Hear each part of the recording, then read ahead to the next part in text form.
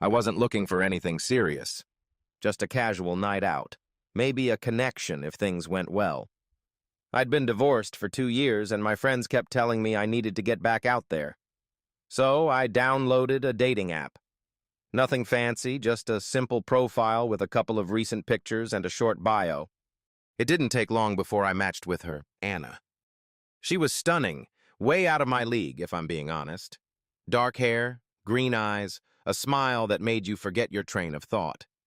Her messages were flirty, but not over the top. She had a sharp sense of humor, the kind that made me want to impress her. After a couple of days of texting, we made plans to meet at a restaurant downtown. The night started out normal enough. I got there a little early, ordered a drink, and waited. She arrived a few minutes later wearing a simple black dress. Elegant, but not trying too hard. As soon as she sat down, she leaned in like she was really listening when I spoke. That kind of attention is rare, and I was soaking it up. We ordered drinks, then dinner. Conversation flowed easily, and I started feeling confident, like maybe I had a chance with her. Halfway through the meal, though, something changed. She kept looking past me, over my shoulder. At first I thought maybe she saw someone she knew, but her expression wasn't friendly. It was tense. "You okay?" I asked. She blinked, snapped back to me, and forced a smile. "Yeah, sorry, just thought I saw someone." A few minutes later, she excused herself to the restroom. That's when I noticed a man sitting alone at the bar, about 10 feet away. He wasn't drinking, wasn't talking to anyone, just staring in my direction. Or maybe at our table. Something about him made the hairs on my arms stand up. He had that kind of presence, like he wasn't supposed to be there, like he was interrupting something.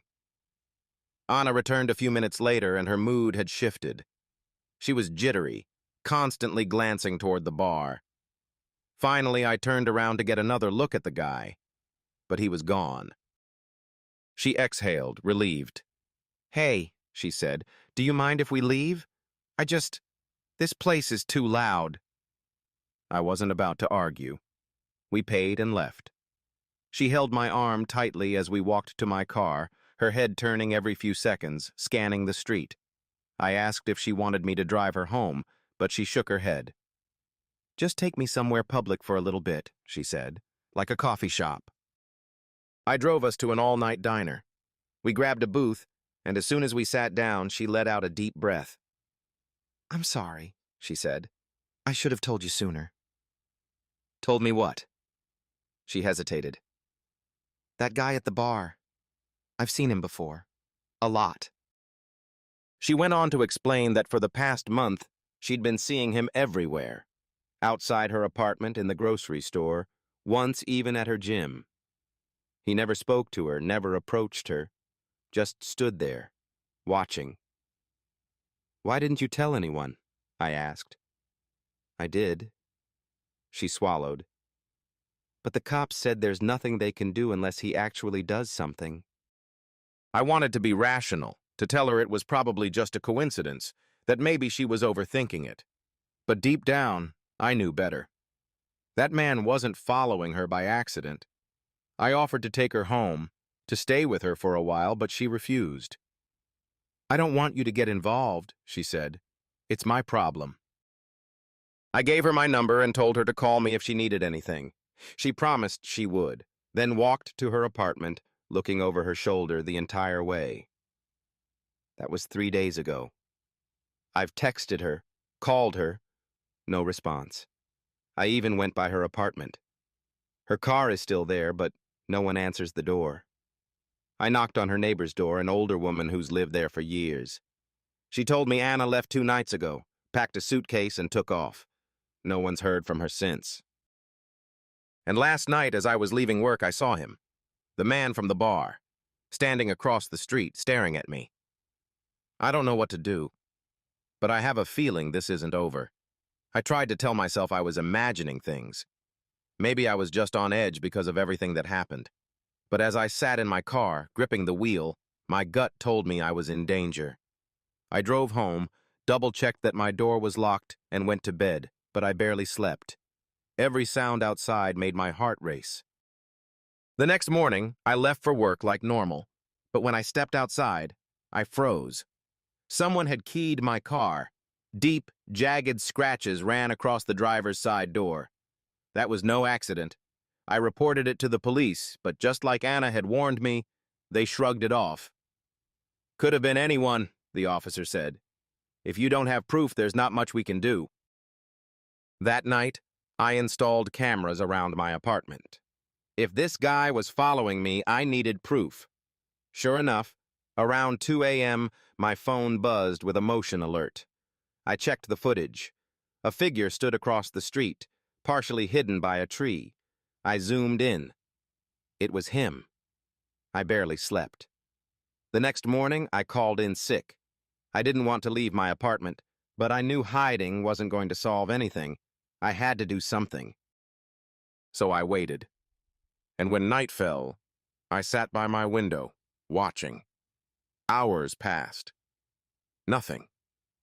Just as I started to convince myself that maybe he was gone, my phone buzzed again. Another motion alert. I opened the app, and my blood ran cold.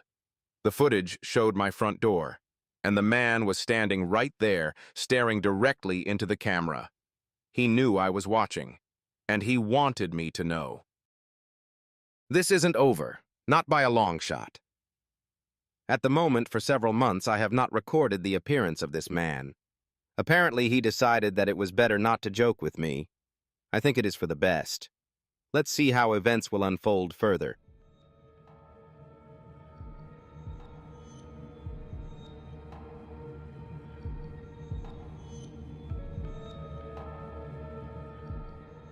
Her name was Clara. We matched on a dating app, and she seemed normal, great even. Her profile was filled with pictures of her hiking, reading in cozy cafes, and smiling with friends.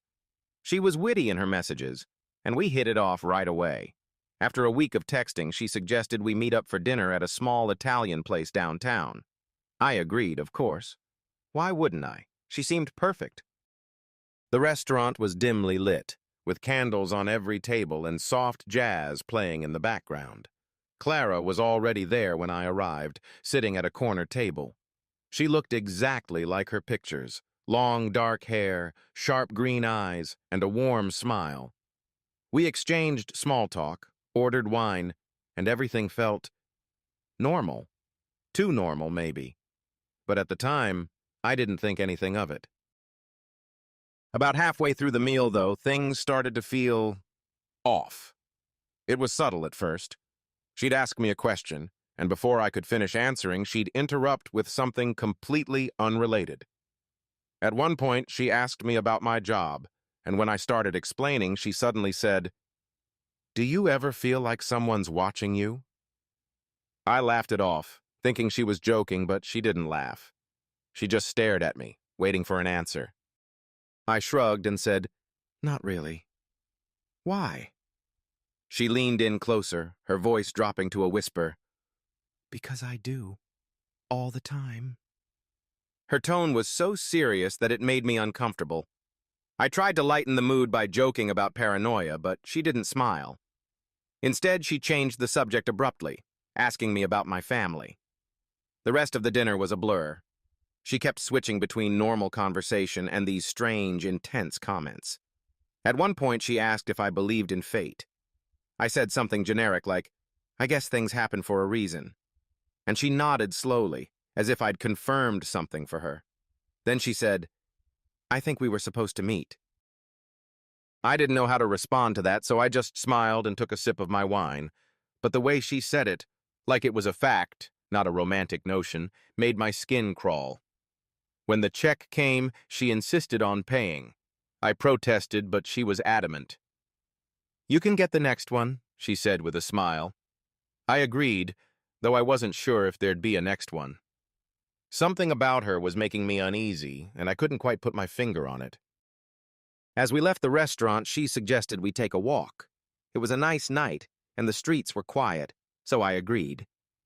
We strolled for a while, making small talk, but the tension from dinner was still there, lurking beneath the surface.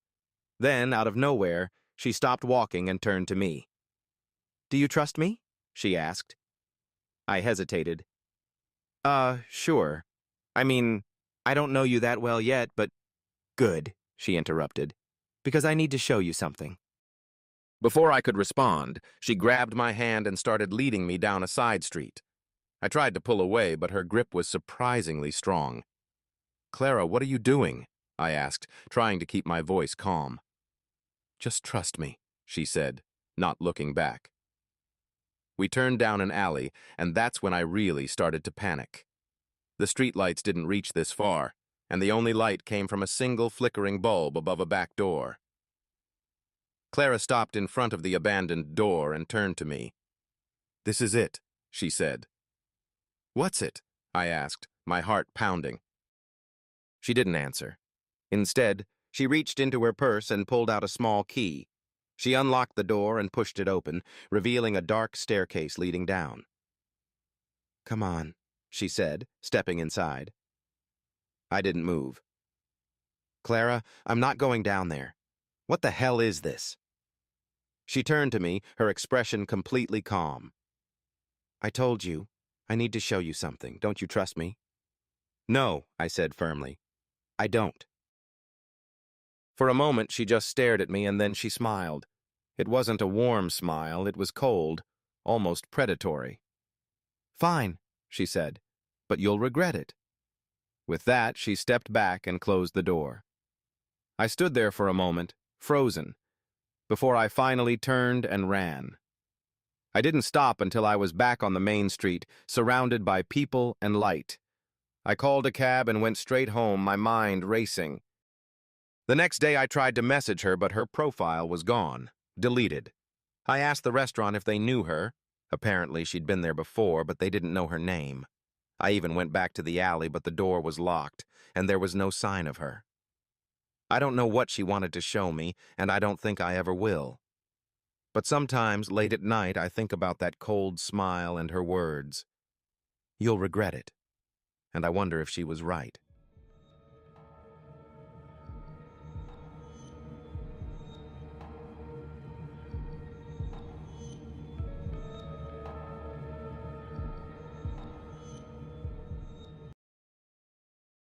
The first thing I noticed about Mia was her confidence. She walked into the bar like she owned the place, wearing a sleek black dress that hugged her curves in all the right places. Her eyes locked onto mine immediately, and I knew I was in trouble. We had been talking for about a week after matching on the app. She was sharp, witty, and had this teasing way of keeping me on my toes. So when she suggested meeting in person, I didn't hesitate. The conversation flowed effortlessly. We flirted, our knees brushing under the table. Every time she laughed, she touched my arm, and I could feel the electricity between us growing. Halfway through dinner, she leaned in, whispering, "You look even better in person." By the time we finished our drinks, the tension between us was thick. She ran her fingers lightly along the rim of her glass and smirked. "Want to come back to my place?" she asked, her voice smooth as silk. Of course I said yes. Her apartment was modern but minimalistic. The moment we stepped inside, she pressed against me, her lips brushing against my ear as she whispered, "I don't like to waste time." Things escalated quickly. Her touch was urgent, hungry. I could barely think straight. The night unfolded in a blur of tangled sheets, breathless gasps, and the kind of passion that leaves you dizzy. At some point, I drifted into a deep sleep, my body exhausted. But something woke me up. A soft rustling, the faint sound of a drawer opening. I opened my eyes just a sliver. Mia stood by the dresser, her back turned to me. She was rifling through my wallet. My stomach dropped. My instincts screamed at me to stay still. I watched as she pulled out my ID, examining it under the dim light of the bedside lamp. She didn't just glance at it, she studied it. Then, she did something that sent ice down my spine. She reached into her nightstand and pulled out a small notebook. Flipping it open, she took out a pen and carefully wrote something down. I waited until she disappeared into the other room. Moving cautiously, I slowly got up and crept toward the dresser. That was when I saw the pages filled with names, dozens of them. Next to each name were dates, some crossed out, some circled. My name was at the bottom, and the date beside it was tomorrow. I didn't wait to find out what it meant. I slipped out of bed as quietly as I could, grabbed my clothes, and bolted for the door. I didn't stop running until I was safe inside my car. My hands were shaking as I started the engine, my mind racing with questions. Who was she? What had she planned for me? And what had happened to the men whose names were crossed out? I never got the answers. I deleted the app, changed my number, and moved to another part of the city. But sometimes, late at night, I think about that list. And I wonder if my name ever got crossed out. These stories are based on true events, but some details have been changed to protect the identities of the people involved. If you have a story you would like to share, please send it to me. You can simply hear his story on this channel. Don't forget to like and subscribe if you enjoyed this video.